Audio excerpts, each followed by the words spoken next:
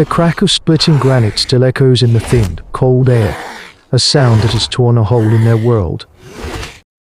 The dust, a checky ghost, settles slowly, revealing the aftermath. Kaylin lies half-buried beneath a tomb of freshly broken rock, her body twisted at an angle that defies life. She is the clan's storyteller, the living map of their survival, the voice that tells of water in the dry season, the paths the great horned bison will walk. Ragged whisper of breath drawn through broken ribs. Bor, the clan's headman, stands frozen, his powerful hands, so adept at shaping flint, hanging useless at his sides. Around him, the faces of the others are masks of shock, a chilling silence replacing the familiar rhythms of camp life.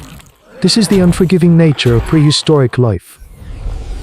Terakay, whose shoulders are as broad as a young cave bear's, shoves two men aside and begins to heave at the largest slab pinning her. It is a futile effort, a challenge to the mountain itself, but it is action. His knuckles are already raw and bloody. It is Lyra who kneels in the dust, her fingers, nimble from stringing sinew and gut, gently brushing stone fragments from Kaylen's pale lips. She listens not with her ear, but with her entire body, feeling the faint, fluttering struggle for air. She sees the tremor in the old woman's eyelid, a spark of awareness in the ruin of her body. For these early humans, losing an elder is not just a loss of love. It is like burning their only map. Every story of which roots heal and which ones kill, every memory of how to read the clouds, is dying with that shallow breath. As the sun bleeds across the horizon, casting long skeletal shadows from the skeletal trees, a different whisper starts. It comes from Elara, her face a roadmap of wrinkles, Kaelen's oldest friend. She speaks of a taboo, a story from the time of their own grandmothers. A place where the earth breathes hot, poison steam, the valley of whispering fumes. And in its heart, a stone that drinks the fire from a wound, the fever stone. The clan looks at her, their fear warring with a sudden, desperate hope. The valley is a cursed place, shunned by all living things, a piece of the world not meant for them. To go there is to invite a death worse than any fang or claw from the known megafauna.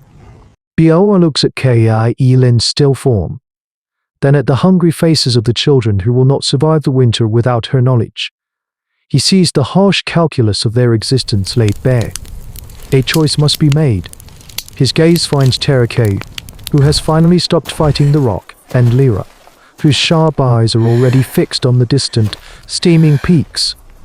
The choice is not a choice at all. It is their only path. The air changes first.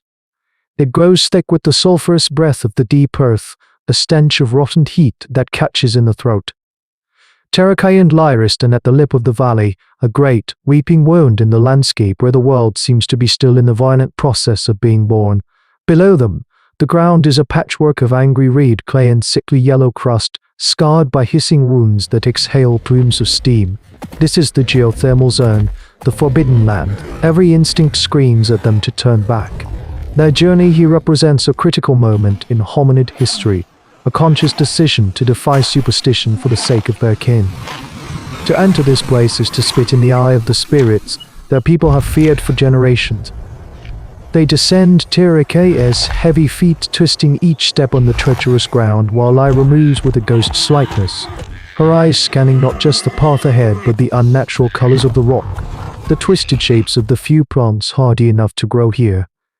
Their survival skills, honed in forest and plain, must be entirely ray-learned. Here, the ground itself is a predator. A pool of water, crystal clear, boils without a sound.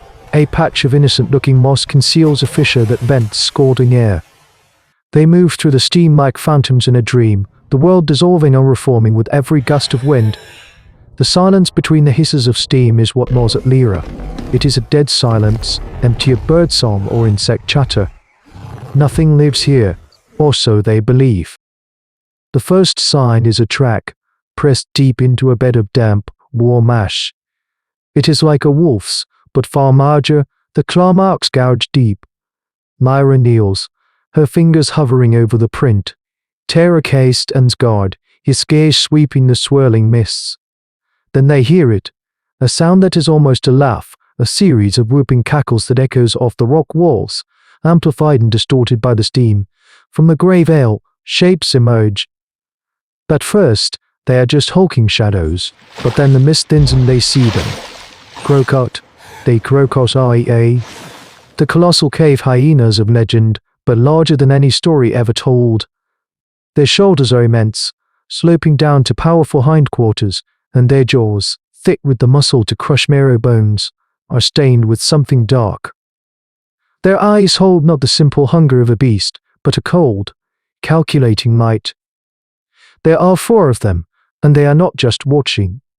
They are flanking, using the steam vents for cover in a coordinated, intelligent advance. Terra-K instinctively raises his spear, a hard choice presenting itself, a doomed charge or a desperate flight. But Lyra sees the terrain. She grabs his arm, her eyes walled with a terrifying idea, and points. A narrow gap between 2 rock spires, and just beyond it, a cauldron of mud bubbling like thick stew. To get there, they must turn their backs on the pack. It is a run toward a different kind of death, a gamble that the hyenas' caution will outweigh their hunger. They find it where the earth groans loudest. A geyser, a violent pillar of boiling water and steam, erupts from a jagged maw in the rock with a rhythmic, thunderous roar. And there, on the steaming lip of the abyss, lies a cluster of stones, an impossible shade of deep, cool green. The feeder stones. They pulse with a faint internal light, seeming to drink the furious heat of the geyser without warming at all. The hyenas are closing in. Their whooping calls are no longer distant echoes but immediate, hungry promises. There is no time for careful planning, no room for the elegant application of primitive technology. There is only the next eruption, and the one after that. Terra-K meets Lyra's eyes, a silent communication passing between them. He is the strong one. This is his task. As the column of water collapses back into the earth, he sprints forward. The ground trembles. Steam, hot enough to strip flesh from bone, clings to the rock. He snatches a hand-sized stone, its surface unnaturally cool against his calloused skin, but the geyser's next breath comes too soon. A blast of superheated spray catches his leg and side. He roars, a sound of pure agony that is swallowed by the geyser's own thunder, and stumbles back, clutching the stone to his chest. He collapses at Lyra's feet. His leather wrappings fuse to his skin, the smell of burnt meat rising from his body. The hunter is now the hunted, and the protector is now the burden. Lyra does not hesitate. She rips a strip from her own tunic, stuffing it in his mouth for him to bite down on the pain. With her remaining rope of sinew, she lashes the precious green stone to his unburned arm and hauls him to his feet. Every step is a torment for Terra-K, his massive frame now a liability. The hyenas, sensing injury, emerge from the steam, their massive heads low, jaws drooling. They are not rushing. They are not rushing. They are herding, patiently driving their wounded prey toward a dead end. Sharpened by a lifetime of reading the land, sees what they do not. She sees a line of small steam vents, little puffs of breath from the earth, dragging Terra-K. She veers directly toward them. The lead hyena, sensing a cornered meal, lunges. Lyra shoves Terra-K forward and kicks a fragile crust of sulfurous rock. With a hiss, a jet of scalding steam erupts directly into the predator's face. It shrieks, a terrifying, high-pitched sound of shock and agony, and its pack mates scatter in confusion. This is the moment, their only chance. Lyra heaves Terra-K's arm over her shoulder, his dead weight a testament to the resilience of their kind, the sheer, stubborn will of Hominid and Anthropology to endure. They stagger out of the valley of fumes and into the clean, cold air, leaving the sound of the shrieking hyena behind them as a fading curse. The journey back is a waking nightmare, but they arrive at the cave mouth as the last light of day fails, to broken figures, carrying a single, desperate hope. Lyra pushes through the crun and kneels by KLN. With trembling hands, she takes the fever stone from Terra-K's arm and lays it on the elder's broken chest. A faint sigh escapes K.